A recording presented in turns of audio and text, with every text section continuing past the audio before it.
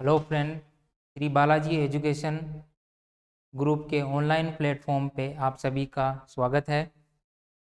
आज का टॉपिक है वुंड। वुंड क्या होता है, इसकी क्या परिभाषा होती है, कितने टाइप के वुंड होते हैं, ये सब आज की क्लास में हम डिस्कशन करेंगे। तो सबसे पहला है वुंड। वुंड क्या होता है? वुंड होता है घाव। वुंड का मीनिंग है घाव।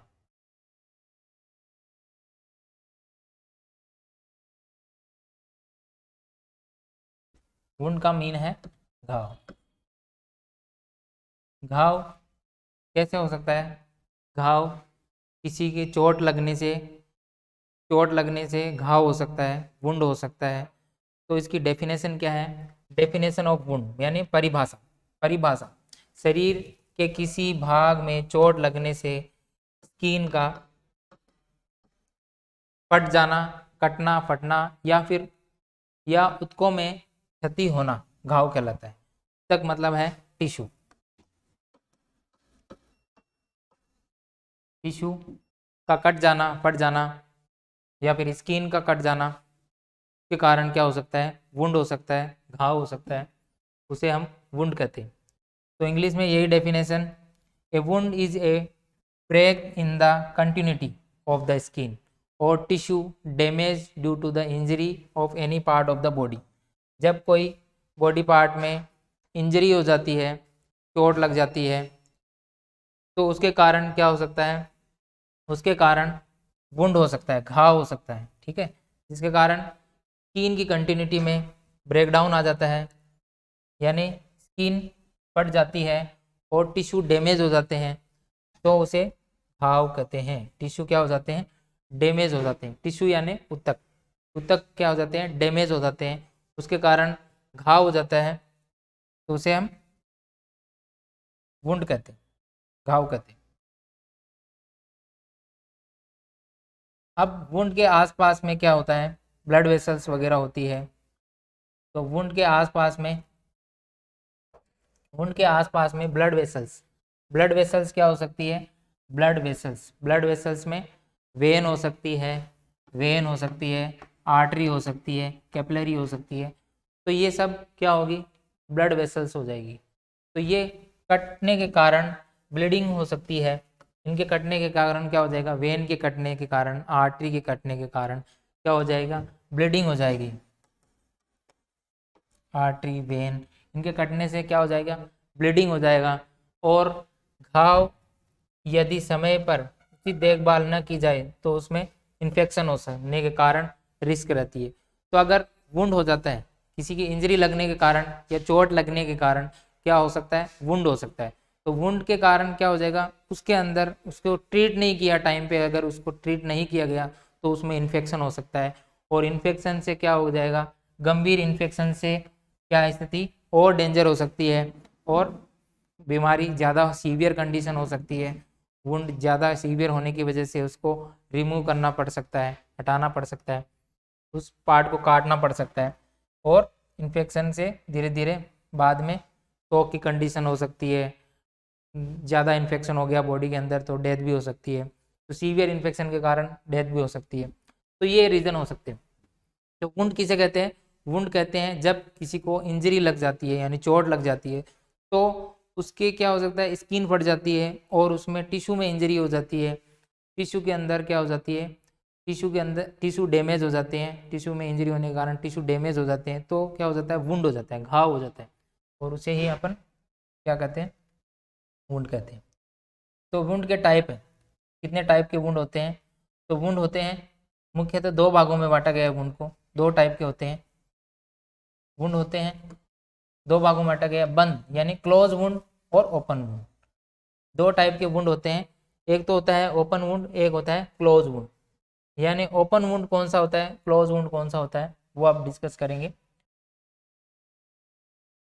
ओपन वुंड के अंदर यानी क्लोज वुंड के अंदर क्या होता है कि इंजरी लगने से क्या होता है? स्किन का ब्रेकडाउन नहीं होता है, स्किन नहीं फटती है, उसके अंदर टिश्यू डैमेज हो जाते हैं, अंदर अंदर ही डैमेज हो जाते हैं और उससे क्या हो जाता है? स्वेलिंग आ जाती है, रेडनेस वगैरह आ जाती है।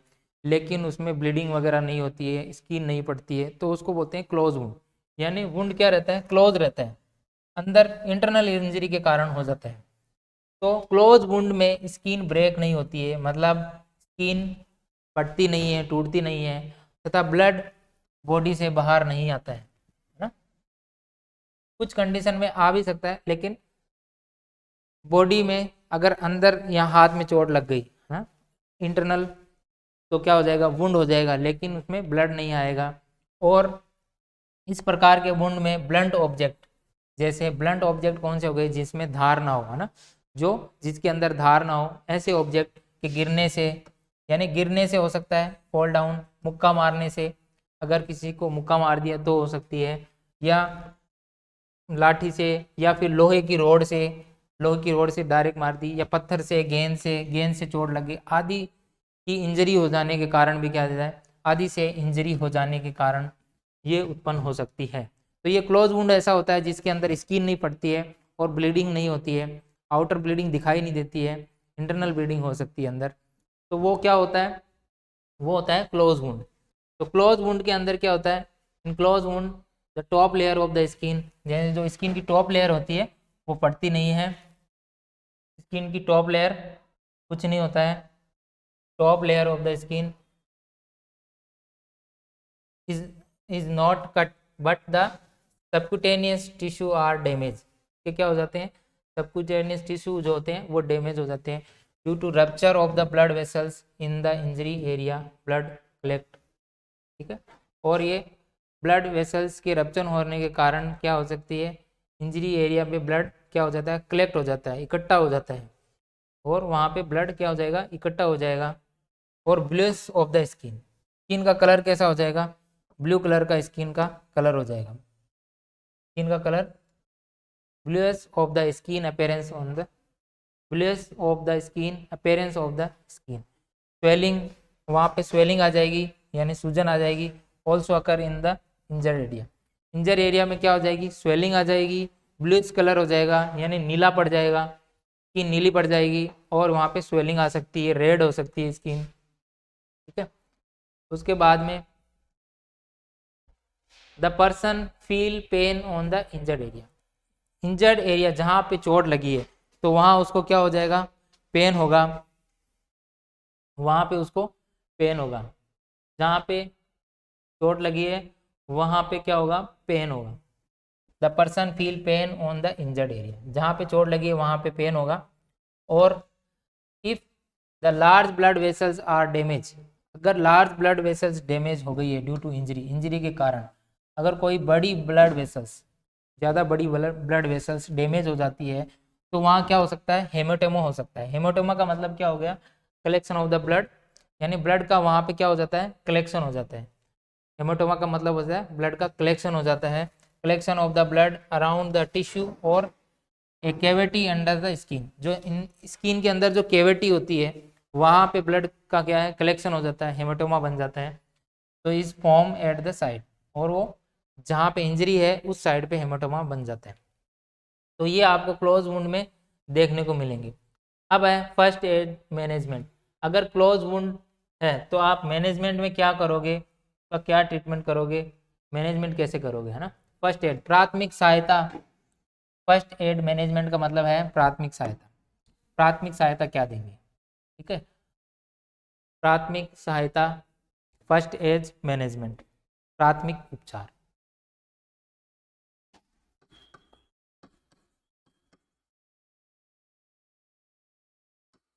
हाँ,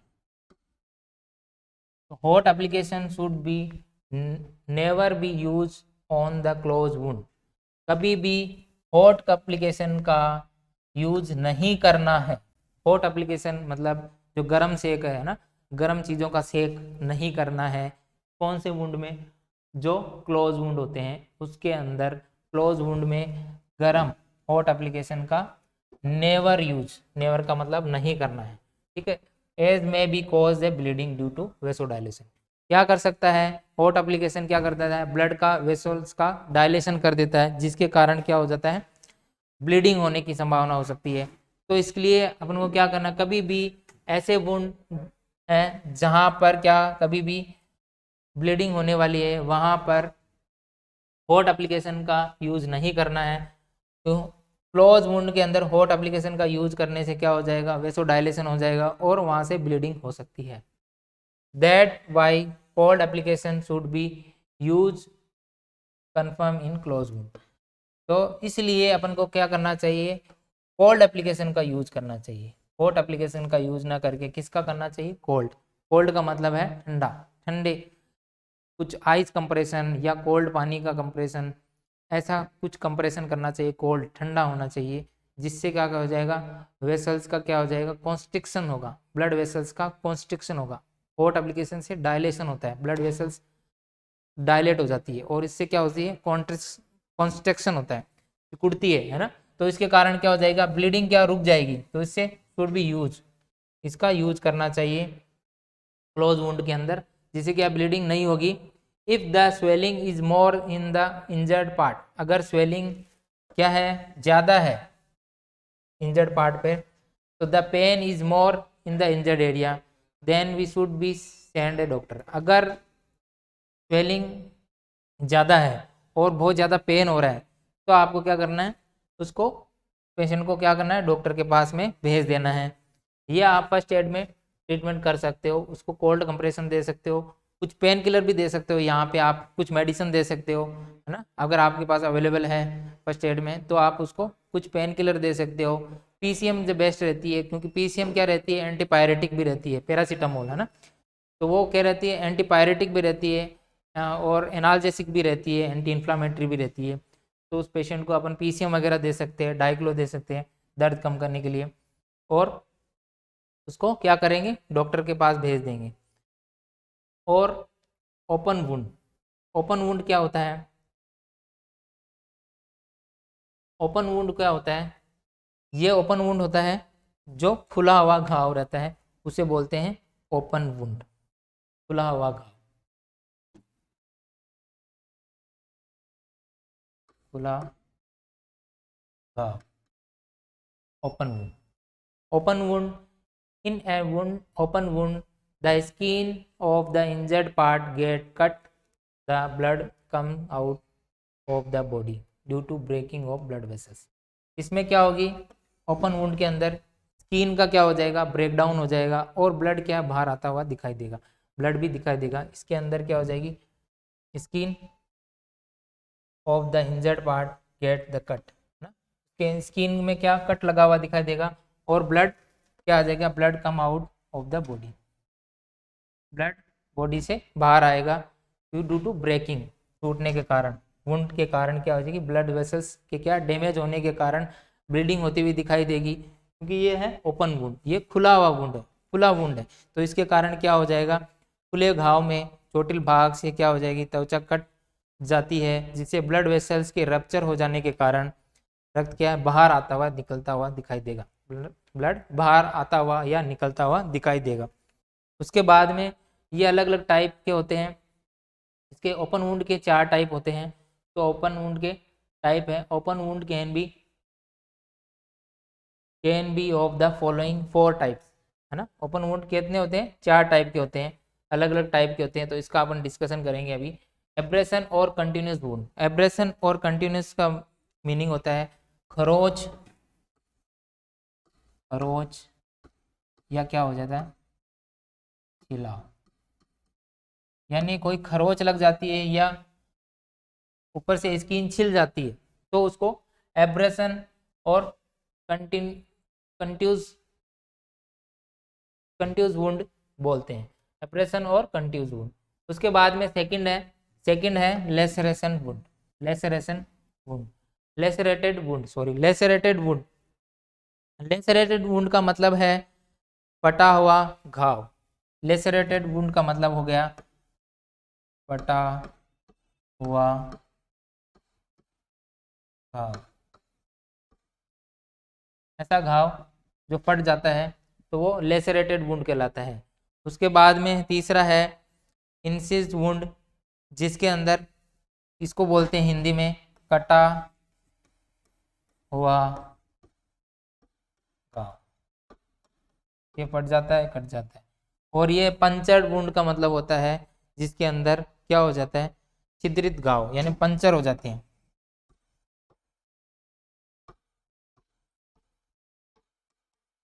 ऐसा वुंड जिसके अंदर क्या हो जाते हैं, छिद्र हो जाते हैं। तो ये 4 टाइप के होते हैं, एब्रेशन और कंटिन्यूस वुंड जिसके अंदर खरोंच आ जाती है, छिल जाता है, ऊपर सुपरफिशियल स्किन होती है, उसको अभी डिटेल में पढ़ेंगे हम आगे। और लेसरेटेड वुंड जिसमें क्या है, स्किन फट जाती है। और इंसर्ट वुंड इसके अंदर कट लग जाता है ना, इसके अंदर स्किन क्या हो जाती है, कट जाती है, यानी ये कटा हुआ वुंड है, कटा हुआ वुंड, कटा हुआ वुंड, ये स्किन कट जाती है इसके अंदर। और पंचर वुंड में स्किन में छेद हो जाते हैं, पंचर हो जाती है, घाव हो जाता है। उसके बाद में अब पहला पढ़ते हैं अपन, ऐसा वुंड फर्स्ट टाइप का, जो क्या होता है,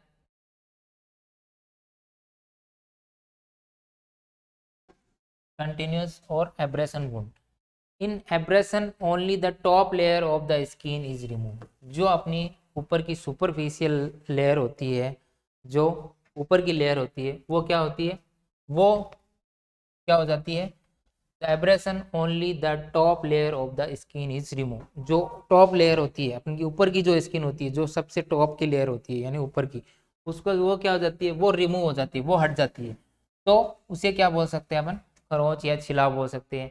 और द सबक्यूटेनियस टिश्यू, जो सबक्यूटेनियस टिश्यू रहते हैं वो डैमेज नहीं होते हैं। जो अपनी लेयर होती है उसके नीचे डैमेज सबक्यूटेनियस टिश्यू होते हैं, उसके अंदर कोई भी डैमेज नहीं होता, वो डैमेज नहीं होता है। This type of wound, this type of wound occur due to crushing injury.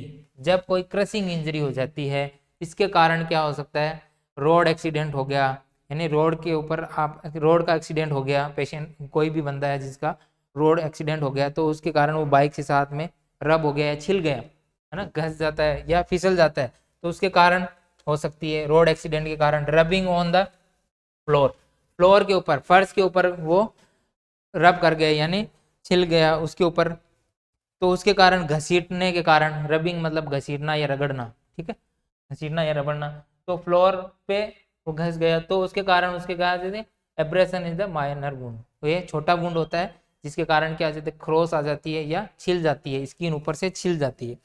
तो इसके अंदर क्या होता है, सिर्फ ऊपरी परत होती है, यानी जो टॉप लेयर होती है, ऊपरी परत होती है स्किन की, वो रिमूव होती है। सबक्यूटेनियस टिश्यू पे कोई भी इफेक्ट नहीं होता, वो डैमेज नहीं होता। सबक्यूटेनियस टिश्यू होते हैं जो अपनी लेयर के नीचे होते हैं, डर्मस और एपिडर्मस जो लेयर होती है उसके नीचे होते हैं, तो उसके ऊपर कोई इफेक्ट नहीं पड़ता है। और ये क्या होता है, इस टाइप के वुंड क्या होते हैं, सड़क दुर्घटना, रोड एक्सीडेंट का मतलब हो गया सड़क में दुर्घटना, सड़क दुर्घटना, रोड एक्सीडेंट का मतलब है सड़क दुर्घटना के अंदर क्या हो जाता है, एक्सीडेंट हो जाता है, तो उसके कारण छिल सकता है। रबिंग ऑन द फ्लोर, अगर फ्लोर पे घिस जाता है आदमी गिरते हुए, या फिर उससे क्या हो जाता है, स्किन छिल जाती है। ये एक माइनर वुंड है, एक छोटा सा वुंड है। उसके बाद में है सेकंड टाइप का वुंड। सेकंड टाइप का है आपका lacerated wound. Lacerated wound, these wounds are caused due to the tearing of skin। Skin के टेयरिंग आने से कारण इस टाइप का क्या है, वुंड हो जाता है। इसके कारण क्या हो जाते हैं, सबक्यूटेनियस टिश्यू, सबक्यूटेनियस टिश्यू क्या हो जाते हैं, due to injury by the blunt object. ये भी क्या है, ब्लंट ऑब्जेक्ट के लगने से होती है। और इस टाइप के वुंड में क्या हो जाती है, टेयरिंग आ जाता है, स्किन क्या आ जाता है, स्किन में टेयरिंग आ जाता है, उसमें क्या आता है, स्किन छिल जाती है, टॉप लेयर रिमूव हो जाती है, इसमें टेयर आ जाता है, टेयर मतलब फट जाती है। और सबक्यूटेनियस टिश्यू भी क्या हो जाते हैं, डैमेज हो जाते हैं, इंजरी हो जाते हैं। सबक्यूटेनियस टिश्यू के फट जाने के कारण क्या हो जाती है, स्किन में टेयरिंग आ जाती है, ब्लंट ऑब्जेक्ट के कारण हो सकती है। These wound can be cause by injury in war. कोई भी युद्ध हो गया, वार हो गया है ना, इंजरी इन वार, वार का मतलब कोई भी युद्ध हो गया। By crushing on road, road के ऊपर कोई क्रशिंग इंजरी हो गई। Falling on heavy object on the body, अगर कोई भी हैवी ऑब्जेक्ट बॉडी पे गिर गया। बाय ब्रोकन ऑफ ग्लास, और कोई ग्लास वगैरह टूट गया, यानी कुछ ऐसी चीज़ें जो मतलब क्या इस प्रकार के घाव युद्ध में चोट लगने से हो सकता है, वार यानी युद्ध में चोट लगने से हो सकता है, सड़क दुर्घटना में कुचलने से, शरीर पर कोई भारी वस्तु ऊंचाई से गिरने से, या फिर टूटे हुए कांच से, या कोई जानवर वगैरह ने पंजा मार दिया हो तो उसके कारण भी हो सकता है। ब्रोकन गिलास मतलब क्या हो गया, यानी कांच टूट जाता है, वो कांच टूट के गिरने से, है ना, कांच के लगने से, तो इस टाइप की इंजरी हो सकती है, इसे बोलते हैं लेसरेटेड। इसके कारण क्या हो जाती है, फट जाती है स्किन, क्या हो जाती है, फट जाती है ना, स्किन क्या हो जाती है, फट जाती है। ठीक है, तो लेसरेट वुंड ऐसा वुंड होता है जिसके कारण सबक्यूटेनियस टिश्यू में इंजरी होने के कारण क्या हो जाती है, स्किन फट जाती है। और ये क्या हो सकती है, ये इंजरी क्या हो सकती है, वो इंजरी वार के दौरान हो सकती है, या रोड एक्सीडेंट, क्रशिंग इन रोड एक्सीडेंट, यानी रोड एक्सीडेंट में कुचलना, या फिर हैवी ऑब्जेक्ट यानी जो भारी ऑब्जेक्ट है उसके कारण हो सकती है, और हाइट से गिरने के कारण हो सकती है। और क्या हो सकती है, ग्लास, जो कांच के टुकड़े होते हैं, कांच के टूटे हुए कांच के टुकड़े आदि के कारणों से ये इंजरी हो सकती है। उसके बाद में है थर्ड, थर्ड है इंसिज वुंड, इंसिजर लगाना यानी कट लगाना, कटना, इसके कारण क्या हो जाती है, कट लग जाता है।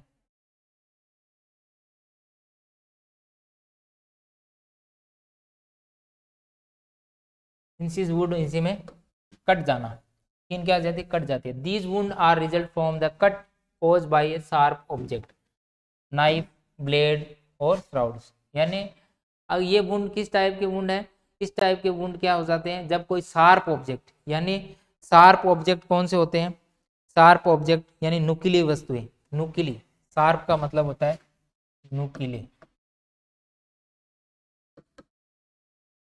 नुकीले हो सकते हैं। नुकीले में क्या है, नाइफ का मतलब है, नाइफ का मतलब चाकू होता है, ब्लेड, और श्राउड्स का मतलब तलवार, है ना, श्राउड्स का मतलब तलवार वगैरह, यानी चाकू वगैरह से, चाकू से हो सकता है। ठीक है, चाकू, ब्लेड, तलवार। चाकू इसका मतलब हो गया चाकू, का मतलब हो गया तलवार, और ब्लेड का मतलब ब्लेड, जो ब्लेड आती है शेविंग वगैरह बनाने वाली ब्लेड, तो उसके कारण ये क्या हो सकता है, कट लग जाता है शार्प ऑब्जेक्ट के कारण।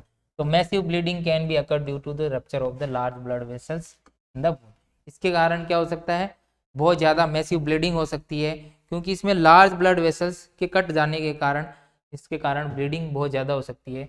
यानी किसी को चाकू मार दिया तो लार्ज ब्लड वेसल्स, जो आर्टरी वगैरह पंचर हो सकती है ना, आर्टरी वगैरह फट सकती है, तो उसके कारण ब्लीडिंग ज़्यादा देखने को मिलेगी। ये क्या है, सीवियर कंडीशन हो सकती है, इसमें हाइपोवोलेमिया, शॉक वगैरह हो सकता है।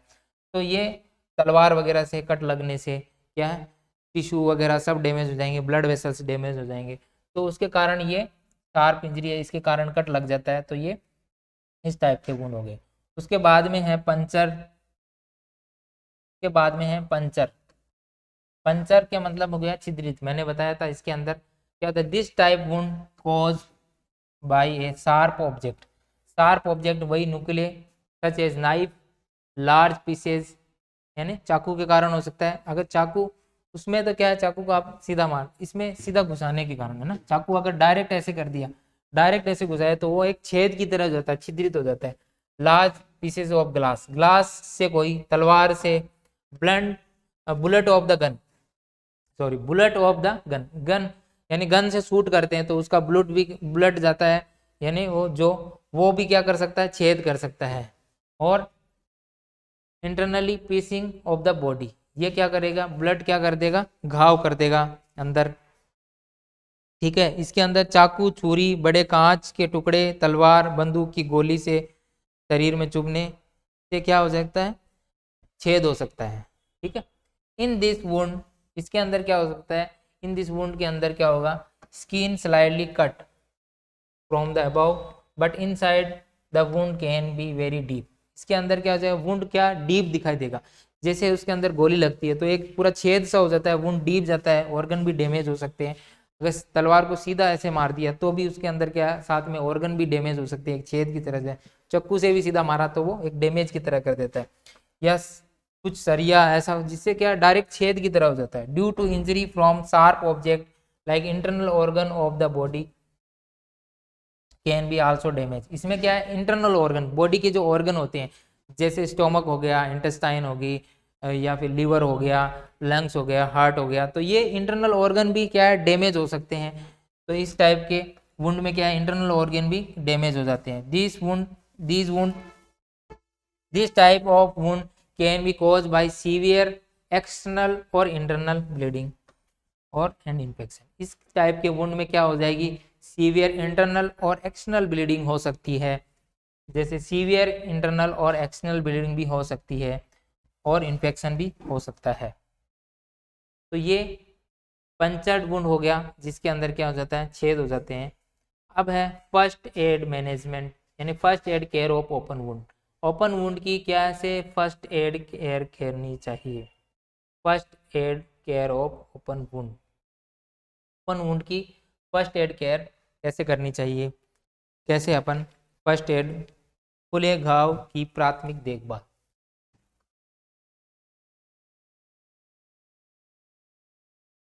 खुले घाव की प्राथमिक उपचार, खुले घाव का प्राथमिक उपचार, तो क्या लिख सकते हैं, खुले घाव का प्राथमिक उपचार। तो first all bleeding should be control.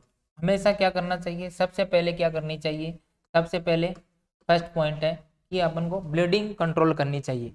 अगर किसको ओपन वुंड है और उसको क्या शार्प ऑब्जेक्ट से किसी से इंजरी हो गई है और वहाँ से बहुत ज़्यादा ब्लीडिंग हो रही है, तो वो हमेशा ब्लीडिंग को रोकना चाहिए। फर्स्ट प्रायोरिटी ब्लीडिंग को रोकना चाहिए। अगर ज़्यादा ब्लड लॉस हो गया तो हाइपोवोलेमिक शॉक हो सकता है, पेशेंट की डेथ हो सकती है। ज़्यादा ब्लड लॉस होने से पेशेंट का क्या, हाइपोवोलेमिक शॉक हो सकता है। हाइपोवोलेमिक शॉक किसे कहते हैं, जब बॉडी के अंदर फ्लूइड लॉस हो जाता है, बहुत ज़्यादा फ्लूइड लॉस हो जाता है, तो उसके कारण शॉक की कंडीशन उत्पन्न हो सकती है, तो वो हाइपोवोलेमिक शॉक है।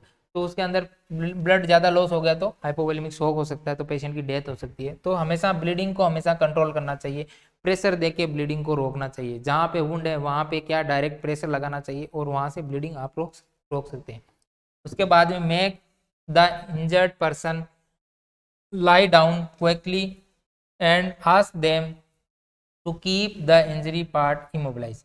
ठीक है, उसको क्या करना है, इंजर्ड पर्सन को उसको लेटा देना है, लाई डाउन करना है, लेटा देना है, जल्दी से लेटाएं। और जो घाव वाले अंग हैं, जो जहाँ पे घाव हो गए उसको क्या करना है, इमोबाइल कर देना है। मतलब उसको इमोबिलाइज का मतलब यहाँ पे है स्थिर कर देना है। स्थिर मतलब उसको ज़्यादा हिलाना डुलाना नहीं है, ज़्यादा हिलाने डुलाने से ज़्यादा ब्लीडिंग हो सकती है या फ्रैक्चर हो सकता है।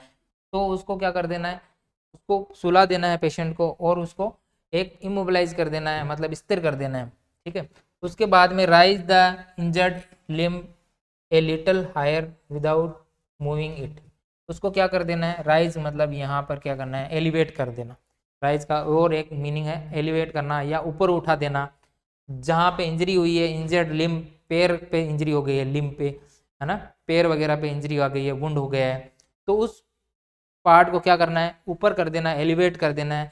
ज़्यादा मूवमेंट नहीं कराने है उसमें, हल्का सा एलिवेशन कर देना है, जिससे क्या ब्लड सप्लाई अच्छे से हो सके और ब्लड सप्लाई अच्छे से हो सके और ब्लीडिंग वगैरह ज़्यादा ना हो, है ना, उससे कर देना चाहिए। उसके बाद में नेक्स्ट है अप्लाई डायरेक्ट प्रेशर। मैंने बताया था कि अगर ब्लीडिंग हो रही हो तो वहाँ पे क्या करना चाहिए, अप्लाई प्रेशर, डायरेक्ट प्रेशर लगा देना चाहिए। Control bleeding by tying a bandage around the wound. और अगर अप्लाई प्रेशर कर देना, प्रेशर लगा के ब्लीडिंग रोकना चाहिए। और उसके बाद में क्या है, उसके चारों ओर बैंडेज बांध देना चाहिए, बैंडेज, है ना, पट्टी बांध देनी चाहिए, बैंडेज वुंड के। If available otherwise tying it with A handkerchief. यानी अगर आपके पास में बैंडेज अवेलेबल है, आपके पास में है बैंडेज, तो उसे बैंडेज से घाव को बांध देना चाहिए। अगर आपके पास में बैंडेज नहीं है तो साफ क्लॉथ, है ना, ऐसा क्लॉथ होना चाहिए जो साफ हो, या फिर आपके पास हैंकरचीफ यानी रूमाल। यहाँ पे हैंकरचीफ का मतलब है रूमाल, रूमाल हो सकती है, रूमाल वगैरह यूज कर सकते हो। तो उससे क्या है, वुंड को आप अच्छे से बांध देंगे और उससे क्या ब्लीडिंग रुक जाएगी, है ना। और क्लॉथ कोई साफ कपड़ा हो तो उससे भी आप उस वुंड को बांध सकते हो, जिससे ब्लीडिंग रोकने की प्रयास कर सकते हो। और अगर एक बैंडेज पूरी ब्लड से भीग जाए तो उस वापस उस बैंडेज को रिमूव नहीं करना है, उसी के ऊपर सेकंड बैंडेज भी बांध सकते हो, तो उससे क्या है ब्लीडिंग रुक जाएगी। आपको वो बैंडेज उतार के वापस सेकंड बैंडेज नहीं बांधनी, उसी के ऊपर सेकंड बैंडेज बांध सकते हो, ठीक है। नेक्स्ट है, if bleeding is not control by the direct pressure, अगर डायरेक्ट प्रेशर से ब्लीडिंग कंट्रोल नहीं हो रही है, आपने डायरेक्ट प्रेशर लगाया, डायरेक्ट बैंडेज बांध दी, उससे ब्लीडिंग कंट्रोल नहीं हो रही है, तो apply on the artery supply by blood, the artery supplying blood to the part for few minutes. जो आर्टरी उस पार्ट को ब्लड सप्लाई कर रही है ना, उस आर्टरी पे थोड़ा सा प्रेशर लगा दें। जैसे ब्लीडिंग आपने ब्लीडिंग यहाँ से हो रही है, ब्लीडिंग यहाँ से हो रही है, तो यहाँ से हो रही है तो उससे पीछे से आर्टरी पे थोड़ा प्रेशर भी लगा दें, तो क्या है ब्लीडिंग रुकने के ज़्यादा चांसेस है, रुक जाएगी। तो आर्टरी के ऊपर आप प्रेशर लगा के भी क्या कुछ मिनट के लिए आर्टरी पे प्रेशर लगा के आप ब्लीडिंग को रोक सकते हैं पीछे के पार्ट से। Apply pressure artery supplying the blood that few minutes, this is called putting pressure directly. ये इसे पुटिंग प्रेशर डायरेक्टली भी बोलते हैं, यानी डायरेक्ट प्रेशर देना भी बोल सकते हैं। इनडायरेक्टली इनडायरेक्ट प्रेशर देना बोल सकते हैं, मतलब अपन वहां पे डायरेक्ट प्रेशर नहीं देके इनडायरेक्टली आप प्रेशर देके आप वो ब्लड रोक सकते हो, अगर ब्लड ब्लीडिंग कंट्रोल ना हो तो, ठीक है। ब्लीडिंग कंट्रोल ना हो तो आप उसे डायरेक्ट दे सकते हो। उसके बाद में नेक्स्ट है,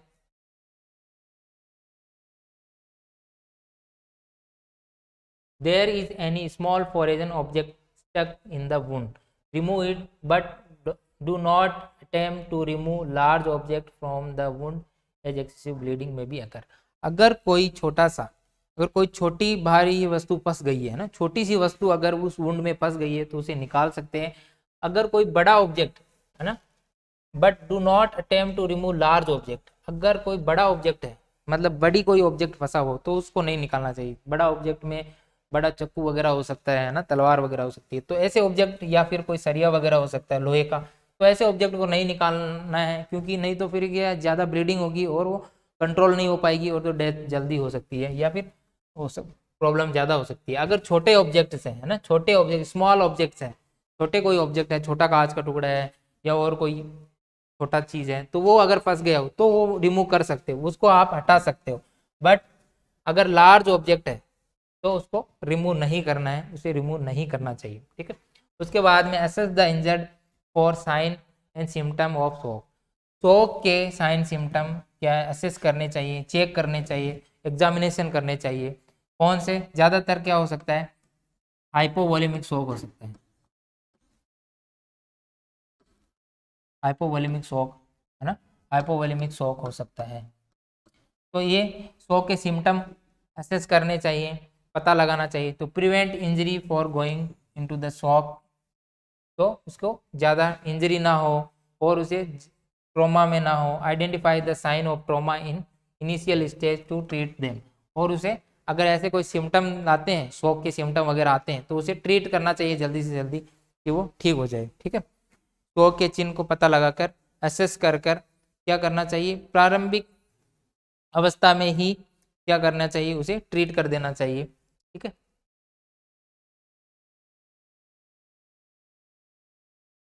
उसके बाद में पेशेंट को क्या करना चाहिए, रीएश्योर द इंजर्ड, काम him down and keep him a comfortable position, उसे क्या करना चाहिए, भरोसा दिलाए, शांत करें, है ना।